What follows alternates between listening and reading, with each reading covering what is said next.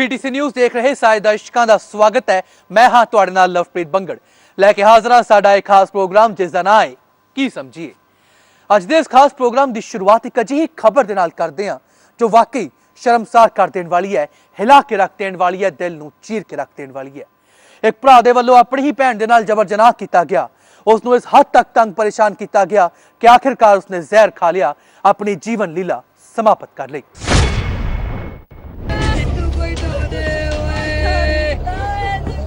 ए बल्दी चिता सवाल पूछ रही है कि आखिर किवें कोई इंसान इस हद तक गिर सकता है? आखिर किवें कोई हवस च इन्ना अन्ना हो सकता है कि रिश्ते नाते सही गलत कुछ मायने ना रखन, गुट ते बन्नी रखड़ी भी नजर ना आवे। आखिर किवें कोई इंसान दी शक्ल च अजिहा बघियाड़ हो सकता है कि अपने नूं ही नोच खावे। इस खबर नूं अगे थोड़ा जिगरा रख के वेखियो, क्योंकि हो सकता है कि जिवें जिवें तुहानूं पूरा मामला पता लगे उवें उवें तुहाडा खून खोलन लग जावे। तुहाडीआं अखां 'च शर्म ते गुस्से दे मारे हंझू भी आ सकदे ने। ए बल्दी चिता 23 साला दी है जिस दियां खुशियां नूं उसे दा भरा खा गया, जिस नूं उसे दे भरा ने अपनी हवस दा शिकार बनाया। ते फिर ए बघियाड़, ए जानवर, ए दैंत उसनूं इस हद तक मजबूर कर गया कि इस मासूम धी नूं अपनी इस तशद्दद नूं खत्म करन दा बस इक्को राह नजर आया, वो सी अपनी जिंदगी खत्म कर लेना।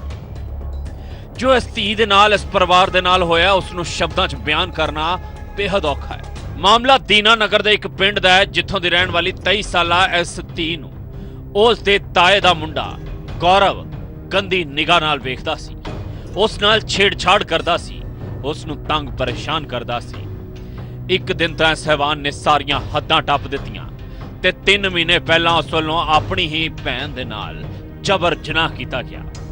उस तो बाद भी वह मृतका नूं वार-वार तंग परेशान करदा, उसनूं अपने नाल संबंध बनाउण दे लई मजबूर करदा, उसनूं धमकियां दिंदा। परिवार नूं इस बारे जद पता लगा तां मुलजम गुंडागर्दी ते उतर आया। पीड़त दी मां मुताबक वो सारी रात रोंदी रहिंदी सी। इस सब तो तंग परेशान आके उसने जहर निगल लिया। इलाज दौरान मासूम धी दी मौत हो गई है। मेरी धी नूं बार-बार कंपैल करदा सी, मेरी धी नूं कहते मैं संबंध बना। कौन कहंदा सी? गौरव कहंदा सी।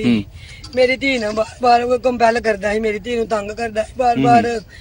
5-6 दिन दी गल है, रात दा टाइम है, 12 बजे दा मैं उठी, बाथरूम वास्ते उठी। मैं जिस वे उठी मैं मेरी कुड़ी मेरी बैड ते बैठी दी, बैड ते बैठी रोन डई दी, दोनों भैणां लम्मा पईयां दी लागे बैठी दी। मैं उठी, मैं 2 लागे गई, दवा लैट च गाया। मैं भी की गल है तेनू? कहनी मम्मी मैं बहुत परेशान है। मैं तेनू गल की है? तू काहदे तो परेशान है? केड़ी गल जेहड़ी ते परेशान करदी भी? ए मम्मी मैनू गौरव नहीं जीवन दिंदा है। की किदां तंग परेशान करदा है? सामने आके मैनू पुट्ठे पुट्ठे इशारे करदा है, मैनू कहंदा मेरे नाल संबंध बनाए, मेरे लागों बोल के लंघ जांदा है। ए संजू भी ओदा घर नहीं हुंदा है। सके ताए दा मुंडा सी? सका ताए दा मुंडा सी। ते कुड़ी दी उम्र किन्नी सी? मेरी कुड़ी दी उम्र 23 साल है। की मांग करदे हो? की मांग करदे प्रशासन तो? प्रशासन कोलों मंग कीती इहनू सजा, जो बंदी इहनू सजा दित्ती जावे। घटना तो बाद परिवार पूरी तरह टुट चुके। मृतका दी मां दियां अखां चों हंझू रुकन दा नाम नहीं लै रहे। इस धी ने कदे सोचिया भी नहीं होना कि उसदा भरा ही उसदी इज्जत तार कर देवेगा, उसनूं हवस दा शिकार बनावेगा, उसदी जिंदगी नरक तो भी बदतर कर देवेगा। पुलिस ने मुलजम गौरव के खिलाफ धारा 306 के तहत मामला दर्ज कर लिया है। मुलजम फिलहाल फरार दस्या जा रहा है, पर पुलिस दावा कर रही है कि जल्द मुलजम नूं गिरफ्तार किया जाएगा। ਸਾਨੂੰ ਅਮਨਦੀਪ ਹਸਪੀਟਲ ਪਠਾਨਕੋਟ ਤੋਂ ਤਲਾਹ ਆਈ ਸੀਗੀ ਜਿਹੜੀ ਲੜਕੀ ਹੈ ਜਿਸ ਨੇ ਜ਼ਹਿਰੀਲੀ ਦਵਾਈ ਖਾ ਕੇ ਹਸਪੀਟਲ ਵਿੱਚ ਐਡਮਿਟ ਸੀਗੀ। ਉਸ ਤੋਂ ਬਾਅਦ ਉਹ ਜਿਹੜੀ ਹੈ ਮਰ ਚੁੱਕੀ ਹੈ। ਲੜਕੀ ਦੇ ਮਾਤਾ ਦੇ ਬਿਆਨਾਂ ਦੇ ਆਧਾਰ ਤੇ ਪਰਚਾ ਦਰਜ ਕੀਤਾ ਸੀਗਾ। ਜੋ ਲੜਕੀ ਦੀ ਮਾਤਾ ਨੇ ਦੱਸਿਆ ਕਿ ਮੇਰੇ ਜੇਠ ਦਾ ਲੜਕਾ ਜਿਹੜਾ ਉਹਨੂੰ ਤੰਗ ਤੇ ਪਰੇਸ਼ਾਨ ਕਰਦਾ ਸੀਗਾ, ਪਹਿਲਾਂ ਉਹਦੇ ਨਾਲ ਸਰੀਰਕ ਸੰਬੰਧ ਬਣਾਇਆ ਸੀ ਤੇ ਬਾਅਦ ਚ ਉਹਨੂੰ ਫਿਰ ਕਹਿੰਦਾ ਸੀਗਾ ਮੇਰੇ ਨਾਲ ਸਰੀਰਕ ਸੰਬੰਧ ਬਣਾਓ, ਜਿਸ ਤੋਂ ਦੁਖੀ ਹੋ ਕੇ ਉਸਨੇ ਜਿਹੜਾ ਜ਼ਹਿਰੀਲੀ ਦਵਾਈ ਕੋਈ ਖਾ ਲਈ। ਕੀ ਕਾਰਵਾਈ ਅਮਲ ਚ ਲੈਂਦੀ ਹੈ? 306 ਦਾ ਪਰਚਾ IPC ਦਾ ਪਰਚਾ ਦਰਜ ਰਜਿਸਟਰ ਕੀਤਾ ਗਿਆ। ਦੋਸ਼ੀ ਦੇ ਘਰ ਦੇ ਵਿੱਚ ਰੇਡ ਕੀਤੇ ਜਾ ਰਹੇ, ਦੋਸ਼ੀ ਤੱਕ ਫਰਾਰ ਹੈ। ਦਿਲ ਨੂੰ ਚੀਰ ਕੇ ਰੱਖ ਦੇਣ ਵਾਲੀ ਇਸ ਘਟਨਾ ਬਾਰੇ ਜਿਸ ਕਿਸੇ ਨੇ ਵੀ ਸੁਣਿਆ ਉਸ ਦਾ ਸਿਰ ਸ਼ਰਮ ਨਾਲ ਝੁਕ ਗਿਆ, ਉਸ ਦਾ ਖੂਨ ਖੌਲ ਉੱਠਿਆ। ਹਰ ਕੋਈ ਇਹੀ ਮੰਗ ਕਰ ਰਿਹਾ ਹੈ ਕਿ ਇਸ ਦੈਂਤ ਨੂੰ, ਇਸ ਜਾਨਵਰ ਨੂੰ ਜਿੰਨੀ ਵੀ ਸਖਤ ਤੋਂ ਸਖਤ ਸਜ਼ਾ ਦਿੱਤੀ ਜਾਵੇ ਉਹ ਘੱਟ ਹੋਵੇਗੀ। ਹਰ ਕੋਈ ਇਹੀ ਉਮੀਦ ਕਰ ਰਿਹਾ ਹੈ ਕਿ ਕਾਨੂੰਨ ਇਸ ਮੁਲਜ਼ਮ ਨੂੰ ਮਿਸਾਲੀ ਸਜ਼ਾ ਦੇਵੇਗਾ। ਪੀਟੀਸੀ ਨਿਊਜ਼ ਲਈ ਦੀਨਾਨਗਰ ਤੋਂ ਰਵੀ ਬਖਸ਼ ਦੀ ਰਿਪੋਰਟ। ਹੁਣ ਤੁਹਾਨੂੰ ਚੰਡੀਗੜ੍ਹ ਦਾ ਇੱਕ ਅਜਿਹਾ ਘਰ ਵਿਖਾਉਂਦੇ ਹਾਂ ਜੋ ਪਿਛਲੇ ਕਈ ਸਾਲਾਂ ਤੋਂ ਆਪਣੇ ਅੰਦਰ ਕਈ ਰਾਜ਼ ਲੁਕੋਈ ਬੈਠਾ ਸੀ, ਜਿਸ ਨੂੰ ਇੱਥੋਂ ਦੇ ਲੋਕ ਭੂਤ ਬੰਗਲਾ ਤਾਂ ਕਹਿਣ ਲੱਗੇ ਸਨ, ਇਸ ਦੇ ਮੂਹਰੋਂ ਲੰਘਣ ਤੋਂ ਵੀ ਕਤਰਾਉਣ ਲੱਗੇ ਸਨ।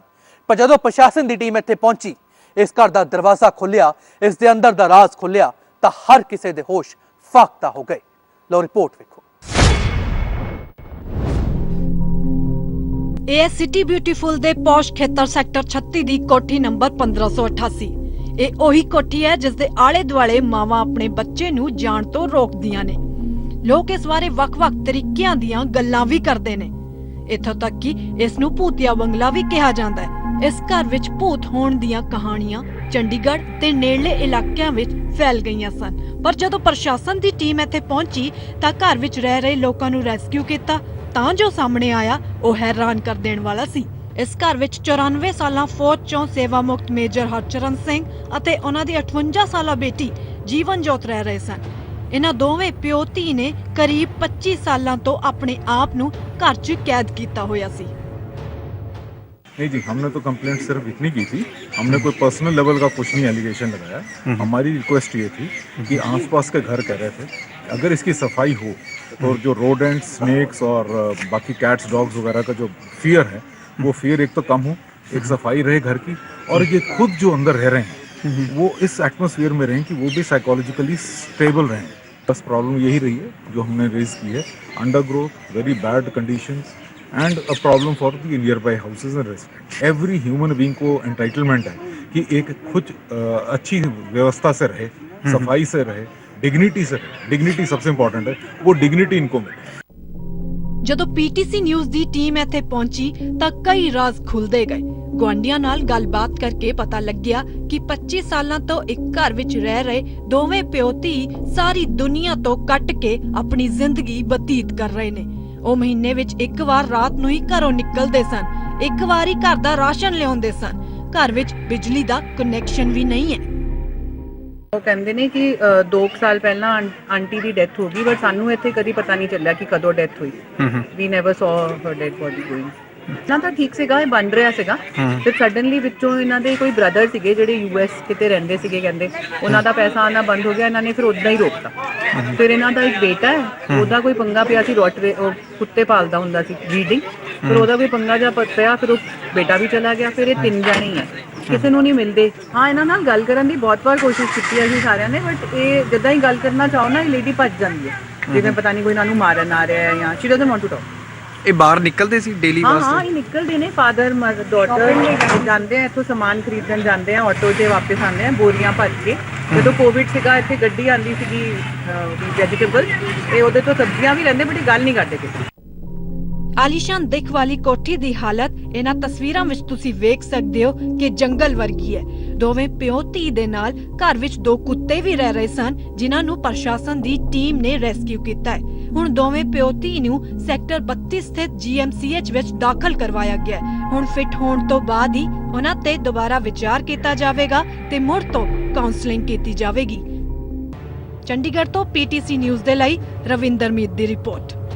ਤੁਹਾਨੂੰ ਚੰਡੀਗੜ੍ਹ ਦਾ ਭੂਤ ਬੰਗਲਾ ਵਿਖਾਇਆ ਤੇ ਹੁਣ ਤੁਹਾਨੂੰ ਦਿੱਲੀ ਦੀ ਇੱਕ ਅਜਿਹੀ ਡਿਸਪੈਂਸਰੀ ਵਿਖਾਉਂਦੇ ਆ ਜਿਸ ਨੂੰ ਵੀ ਲੋਕ ਭੂਤ ਬੰਗਲਾ ਹੀ ਕਹਿੰਦੇ ਨੇ, ਇੱਕ ਖੰਡਰ ਕਹਿੰਦੇ ਨੇ। ਇੱਥੇ ਆਉਣ ਤੋਂ ਪਹਿਲਾਂ 100 ਵਾਰ ਸੋਚਦੇ ਨੇ।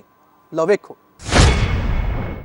ਇਸ ਵੇਲੇ ਅਸੀਂ ਇੱਕ ਵਾਰ ਫਿਰ ਤੋਂ ਜਿਹੜਾ ਮੁਸਤਫਾਬਾਦ ਵਿਧਾਨ ਸਭਾ ਖੇਤਰ ਦੇ ਵਿੱਚ ਪਹੁੰਚੇ ਹਾਂ। ਕੁਝ ਦਿਨ ਪਹਿਲਾਂ ਇਸੇ ਵਿਧਾਨ ਸਭਾ ਖੇਤਰ ਦੇ ਇੱਕ ਸਕੂਲ ਦੀ ਤਸਵੀਰ ਤੁਹਾਡੇ ਨਾਲ ਸਾਂਝੀ ਕੀਤੀ ਸੀ, ਜੋ ਕਿ ਕੂੜੇ ਦਾ ਮੈਦਾਨ ਜਿਹੜਾ ਬਿਲਕੁਲ ਬਣ ਚੁੱਕਿਆ ਸੀ ਔਰ ਬੱਚੇ ਉੱਥੇ ਪੜ੍ਹਾਈ ਦੀ ਥਾਂ ਜਿਹੜੇ ਨੇ ਬਿਮਾਰੀਆਂ ਨਾਲ ਦੋ-ਚਾਰ ਹੋ ਰਹੇ ਸਨ। ਔਰ ਦੁਬਾਰਾ ਅਸੀਂ ਮੁਸਤਫਾਬਾਦ ਪਹੁੰਚੇ ਹਾਂ। ਕਾਰਨ ਇਹ ਹੈ ਕਿ ਇੱਕ ਸਰਕਾਰੀ ਡਿਸਪੈਂਸਰੀ ਹੈ ਜਿਹੜੀ ਤੁਸੀਂ ਦੇਖ ਰਹੇ ਹੋ ਤਸਵੀਰਾਂ ਦੇ ਵਿੱਚ। ਇਹ ਡਿਸਪੈਂਸਰੀ ਦਾ ਆਲਮ ਇਹ ਹੈ ਕਿ ਇੱਥੇ ਜਾਨਵਰ ਤੁਹਾਨੂੰ ਘੁੰਮਦੇ ਹੋਏ ਦਿਖਾਈ ਦੇਣਗੇ, ਕੁੱਤੇ ਇੱਥੇ ਘੁੰਮਦੇ ਹੋਏ ਦਿਖਾਈ ਦੇਣਗੇ।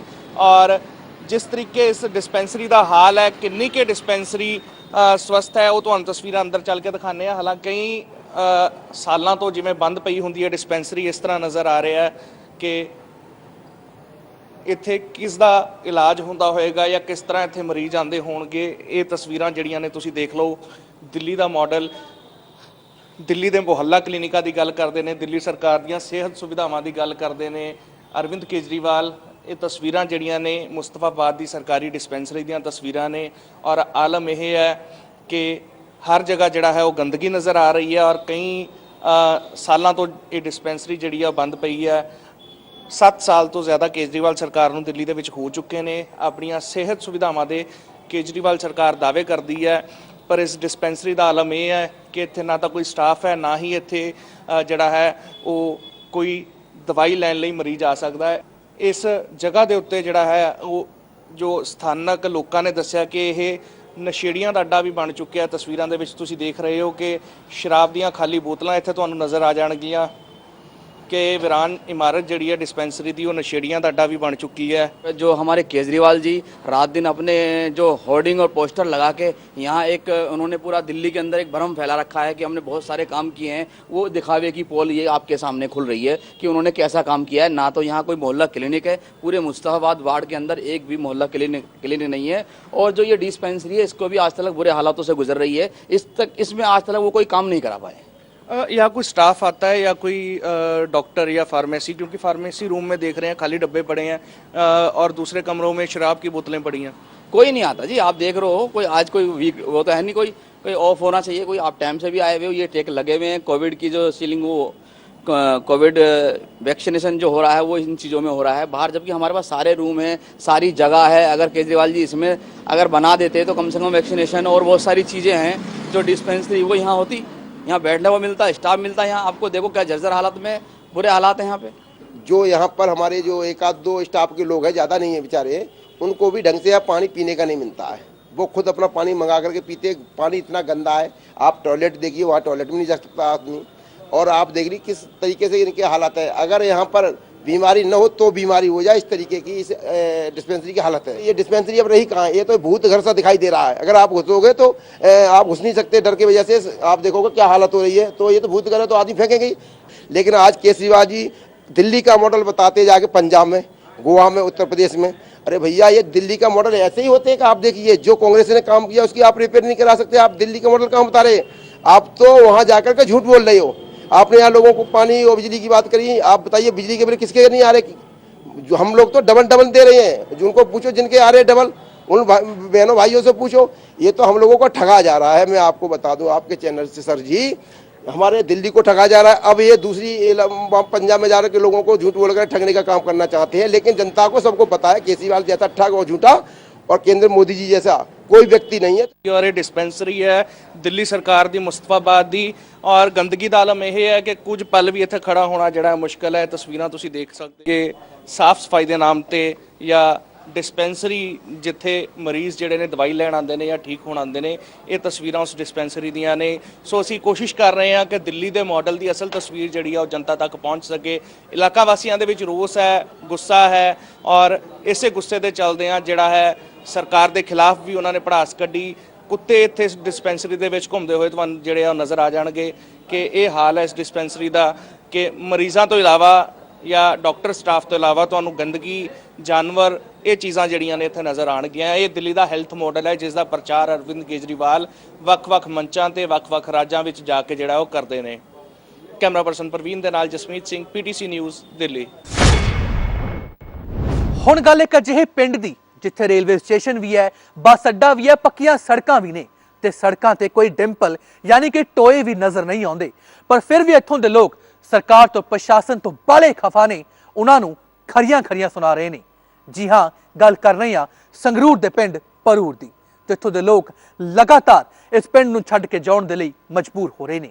पर आखिर इन्हां लोकां नूं किहड़ियां समस्यावां दा सामना करना पै रिहा है, लो इन्हां दे मूंहों ही सुन लो। ਬੱਸ ਸਰਵਿਸ ਸਾਡੇ 75 ਸਾਲ ਤੋਂ ਨਹੀਂ ਆ ਰਹੀ। ਅਸੀਂ ਇਹ ਮੰਗ ਕਰਦੇ ਹਾਂ ਵੀ ਸਾਡੇ ਬੱਸ ਸਰਵਿਸ ਚਾਲੂ ਕੀਤੀ ਜਾਵੇ। ਟ੍ਰੇਨ ਸਾਡੇ ਰੁਕ ਨਹੀਂ ਰਹੀ ਕਰੋਨਾ ਕਾਲ ਤੋਂ ਲੈ ਕੇ। ਅਸੀਂ ਤਾਂ ਇਹੀ ਸਰਕਾਰਾਂ ਤੋਂ ਮੰਗ ਕਰਨੇ ਆ ਵੀ ਸਾਡੇ ਜਾਂ ਤਾਂ ਬੱਸ ਸਰਵਿਸ ਚਲਾਈ ਜਾਵੇ ਜਾਂ ਟ੍ਰੇਨ ਚਲਾਈ ਜਾਵੇ। ਇੱਕ ਕੰਮ ਤਾਂ ਕੀਤਾ ਜਾਵੇ। ਸਾਡੇ ਕੋਈ ਸਾਧਨ ਹੀ ਨਹੀਂ ਹੈਗਾ ਪਿੰਡ 'ਚ ਜਾਣ ਆਉਣ ਨੂੰ। ਪੈਦਲ ਲੋਕ ਜਾਂਦੇ ਨੇ ਸਨਾਮ ਵੀ ਸੰਗਰੂਰ ਵੀ, ਜਾਂ ਫਿਰ ਕਲਾਰਾਂ ਜਾਂਦੇ ਨੇ 3-4 ਕਿਲੋਮੀਟਰ ਤੁਰ ਕੇ, ਉੱਥੋਂ ਬੱਸ ਲੈ ਕੇ ਅੱਗੋਂ ਜਾਂਦੇ ਨੇ ਆਪਣੇ ਕੰਮਕਾਰ ਤੇ। ਚੋਣਾਂ ਤੋਂ ਪਹਿਲਾਂ ਆਗੇ ਵਾਅਦੇ ਕਰ ਜਾਣਗੇ ਵੱਡੇ ਵੱਡੇ, ਅਸੀਂ ਤੁਹਾਡੀ ਟ੍ਰੇਨ ਪੱਕਾ ਸਟੇਸ਼ਨ ਵੀ ਕਰਾ ਦਾਂਗੇ, ਬੱਸ ਸਰਵਿਸ ਵੀ ਲਾ ਦਾਂਗੇ। ਜਦੋਂ ਵੋਟਾਂ ਪੈ ਜਾਂਦੇ ਉਦੋਂ ਬਾਅਦ ਤੂੰ ਕੌਣ ਤੇ ਮੈਂ ਕੌਣ। ਆਉਣਾ ਜਾਣਾ ਤਾਂ ਜੀ ਪਿੰਡ ਦੇ ਲੋਕਾਂ ਨੂੰ ਦੇਖੋ ਇੱਕ ਮੁਸੀਬਤ ਹੀ ਬਣੀ ਹੋਈ ਹੈ। ਚਲੋ ਤਗੜੇ ਤਾਂ ਚੱਲ ਜਾਂਦੇ ਨੇ, ਕਿਸੇ ਕੋਲ ਆਪਦੀ ਗੱਡੀ ਹੈ, ਕੋਈ ਬਾਈਕ ਹੈ। ਗਰੀਬ ਪਰਿਵਾਰਾਂ ਨੂੰ ਬਹੁਤ ਜ਼ਿਆਦਾ ਦਿੱਕਤ ਆ ਰਹੀ ਹੈ। ਤੇ ਪਹਿਲਾਂ ਬੱਚੇ ਦੇਖੋ ਪੜ੍ਹਨ ਚੱਲ ਜਾਂਦੇ ਸਨ, ਇੱਥੋਂ ਟ੍ਰੇਨ ਪਕੜਨੀ, ਸ਼ਾਮ ਨੂੰ ਵਾਪਸ ਆ ਜਾਣਾ। ਹੁਣ ਉਹ ਵੀ ਆ ਸਾਲ 2 ਸਾਲ ਹੋ ਗਏ ਟ੍ਰੇਨ ਵੀ ਬੰਦ ਹੈ ਜੀ। ਸਟੇਸ਼ਨ ਸਾਡਾ ਕੱਚਾ ਸ਼ੁਰੂ ਤੋਂ। ਸਟੇਸ਼ਨ ਕੀ ਇੱਥੇ ਕਦੇ ਜਦ ਟ੍ਰੇਨ ਰੁਕਦੀ ਵੀ ਸੀ ਉਦੋਂ ਵੀ ਕੋਈ ਸਟੇਸ਼ਨ ਮਾਸਟਰ ਨਹੀਂ ਸੀ। ਸਾਡੇ ਪਿੰਡ ਦੇ ਲੋਕ ਹੀ ਕਿਸੇ ਨੂੰ ਮਤਲਬ ਕੋਈ 1000-1200 ਰੁਪਏ ਤੇ ਕੋਈ ਮੁੰਡਾ ਰੱਖ ਕੇ ਟਿਕਟਾਂ ਵੰਡਣ ਵਾਸਤੇ ਲਾਉਂਦੇ ਨੇ। ਸਾਡੇ ਬਹੁਤ ਬੁਰਾ ਹਾਲ ਹੈ ਜੀ ਇੱਥੇ, ਕੁਝ ਅਸੀਂ ਬਿਆਨ ਹੀ ਨਹੀਂ ਕਰ ਸਕਦੇ। ਪੁਲੀ ਜਾਂਦਾ, ਕੋਈ ਚੱਠੇ ਜਾਂਦਾ, ਕੋਈ ਕਿਤੇ ਜਾਂਦਾ। ਇੱਥੇ 8ਵੀਂ ਦਾ ਸਕੂਲ ਹੈ। ਹੁਣ ਬੇਟੀਆਂ ਨੇ, ਆਪਣੀਆਂ ਬੱਚੀਆਂ ਨੇ, ਉਹ ਲਾਲ ਵੀ ਕਿਤੇ ਹੁਣ ਹਾਲਾਤ ਇਹੋ ਜਿਹੇ ਨਹੀਂ ਹੈਗੇ ਵੀ ਆਪਾਂ ਇਕੱਲੀ ਬੇਟੀ ਨੂੰ ਕਿਤੇ ਭੇਜ ਸਕੀਏ। ਸਾਰਿਆਂ ਨੂੰ ਇਹ ਗੱਲ ਦੇ ਆਪਾਂ ਜਾਣਕਾਰ ਹਾਂ। ਇੱਥੇ 8ਵੀਂ ਦਾ ਸਕੂਲ ਆ ਸਾਡੇ ਪਿੰਡ, ਘੱਟੋ ਘੱਟ +2 ਦਾ ਤਾਂ ਹੋਵੇ ਨਾ, 12ਵੀਂ ਤੱਕ ਤਾਂ ਹੋਵੇ ਨਾ। ਕਿਸੇ ਨੇ ਕੁਝ ਨਹੀਂ ਕਰਿਆ, ਬਥੇਰੀਆਂ ਮੰਗਾਂ ਉਠਾਈਆਂ ਨੇ ਜੀ, ਬਹੁਤ ਕੁਝ ਕਰਿਆ। ਮੈਂ ਹੀ ਪੰਚਾਇਤ ਮੈਂਬਰ ਰਿਹਾ ਪਿਛਲੀ ਵਾਰੀ, ਅਸੀਂ ਵੀ ਮੰਗਾਂ ਉਠਾਉਂਦੇ ਰਹੇ ਸਾਰੀਆਂ ਪੰਚਾਇਤਾਂ ਵਾਸਤੇ, ਵੀ ਕੋਈ ਨਹੀਂ ਜੀ ਸੁਣਦਾ, ਕੋਈ ਇੱਥੇ ਕੁਝ ਨਹੀਂ ਕਰਦਾ। ਤੇ ਜਿਹੜੇ ਤਗੜੇ ਨੇ, ਤਗੜੇ ਤਾਂ ਆਪਣੇ ਬੇਟੀ ਕੋਈ ਕਿਤੇ ਪਾਤੀ, ਕੋਈ ਗੱਡੀ ਲੈ ਗਿਆ, ਕੋਈ ਸਕੂਟਰੀ ਲੈ ਗਈ। ਜਿਹੜੇ ਗਰੀਬ ਬੱਚੇ ਨੂੰ ਕੀ ਕਰਨਗੇ, ਉਹਨਾਂ ਦਾ ਕੀ ਹਾਲ ਬਣੂਗਾ। ਅੱਜ ਦੇ ਇਸ ਖਾਸ ਪ੍ਰੋਗਰਾਮ 'ਚ ਮੇਰੇ ਨਾਲ ਫਿਲਹਾਲ ਬਸ ਇੰਨਾ ਹੀ, ਪਰ ਪੀਟੀਸੀ ਨਿਊਜ਼ ਤੇ ਖਬਰਾਂ ਦਾ ਸਿਲਸਿਲਾ ਰਹੇਗਾ ਜਾਰੀ। ਤੁਸੀਂ ਜੁੜੇ ਰਹੋ ਪੀਟੀਸੀ ਨਿਊਜ਼ ਦੇ ਨਾਲ। ਫਿਲਹਾਲ ਮੈਨੂੰ ਯਾਨੀ ਲਵਪ੍ਰੀਤ ਬੰਗੜ ਤੇ ਮੇਰੇ ਕੈਮਰਾ ਪਰਸਨ ਸ਼ੇਰ ਸਿੰਘ ਨੂੰ ਦਿਓ ਇਜਾਜ਼ਤ। ਧੰਨਵਾਦ।